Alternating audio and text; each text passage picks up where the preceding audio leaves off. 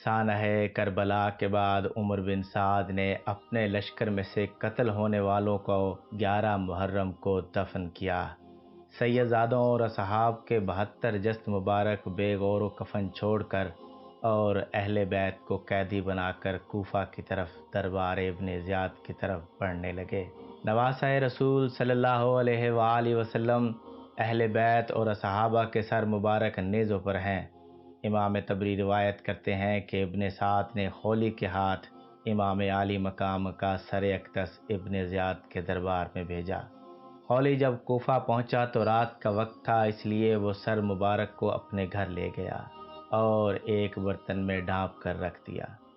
سر مبارک کو دیکھ کر اس کی بیوی نواز سخت ناراض ہوئی کہ یہ تم نے کیا ظلم کیا۔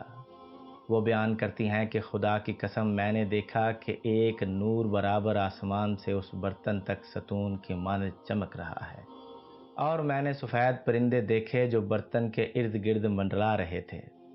کربلا اور نواسۂ رسول صلی اللہ علیہ وآلہ وسلم کے سر مبارک کو ابن زیاد کے دربار میں پیش کیا گیا۔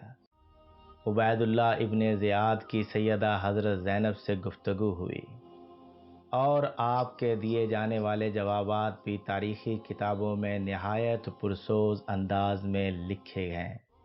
حضرت زینب اور عبید اللہ کی باہمی گفتگو دربار میں موجود حاضرین پر نہایت اثر انداز ہوئی۔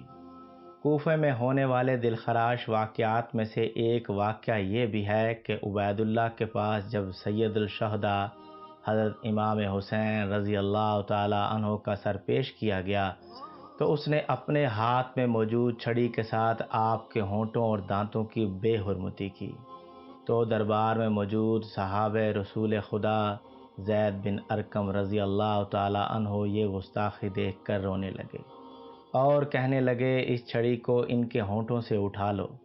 خدا کی قسم میں نے کئی مرتبہ ان ہونٹوں پر رسول اللہ صلی اللہ علیہ وآلہ وسلم کو بوسہ لیتے ہوئے دیکھا۔ عبید اللہ یہ سن کر چلا اٹھا، خدا تجھے رلائے کس چیز پر آنسو بہاتے ہو؟ باخدا اگر میں یہ نہ جانتا ہوتا کہ تمہاری عقل زائل ہو چکی ہے تو میں تمہاری گردن اڑا دیتا۔ حضرت زید نے جب یہ سنا تو دربار سے نکل گئے، اور اس کے بعد عبید اللہ بن زیاد نے کربلا کے قافلے کو شہداء کے سروں کے ساتھ شمر و طارق بن محفر کی قیادت میں یزید کے محل کی طرف شام روانہ کر دیا۔ تاریخ گواہ ہے کہ شام میں یہ قافلہ پہنچا تو وہاں جشن کا سماں تھا۔ زہر بن قیس نے نمائندگی کرتے ہوئے واقعہ کربلا کی ساری تفصیل یزید کو سنائی۔ ایک سونے کے تشت میں حضرت امام حسین رضی اللہ تعالی عنہ کے سر مبارک کو یزید کے سامنے پیش کیا گیا۔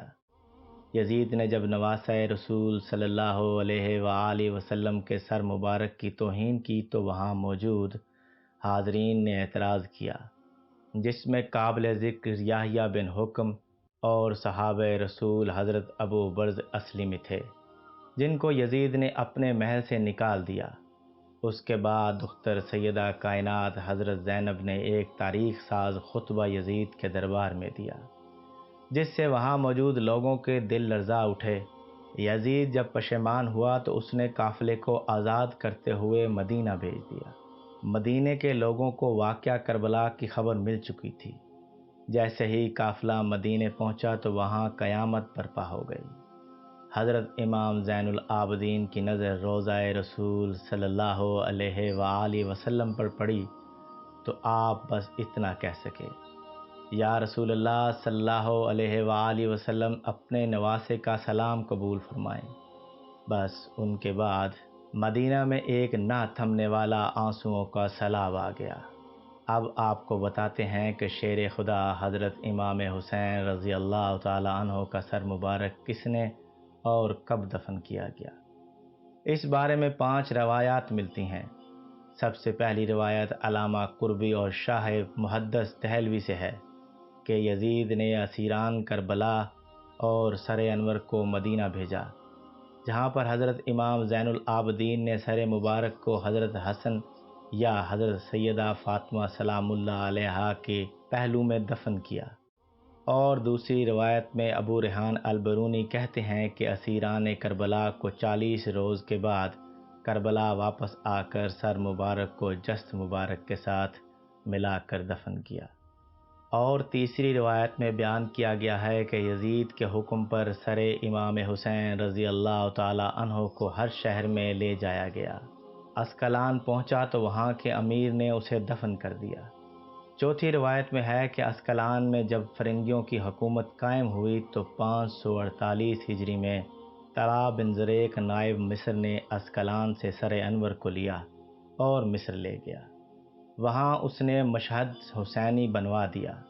اس کے متعلق علامہ بن حجر حتیمی مکی روایت فرماتے ہیں کہ سلیمان بن عبد الملک نے حضور اکرم صلی اللہ علیہ وآلہ وسلم کو خواب میں دیکھا کہ آپ اس کے ساتھ ملاقات فرما رہے ہیں اور اس کو بشارت دے رہے ہیں کہ صبح اس نے حضرت امام حسن بصری رضی اللہ تعالیٰ عنہ سے اس کی تعبیر پوچھی تو انہوں نے فرمایا، شاید تو نے حضرت محمد صلی اللہ علیہ وآلہ وسلم کی آل کے ساتھ کوئی بھلائی کی ہے۔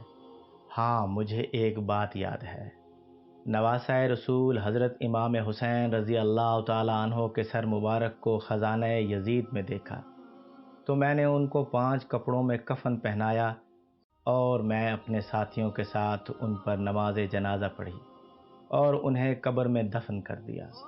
تو حسن بصری نے اس سے فرمایا، یہی وہ وجہ ہے کہ رسول کریم صلی اللہ علیہ وآلہ وسلم نے تجھ سے اظہار رضامندی فرمایا، یعنی یہی تیرا کام حضور اکرم صلی اللہ علیہ وآلہ وسلم کی رضامندی کا سبب بنا۔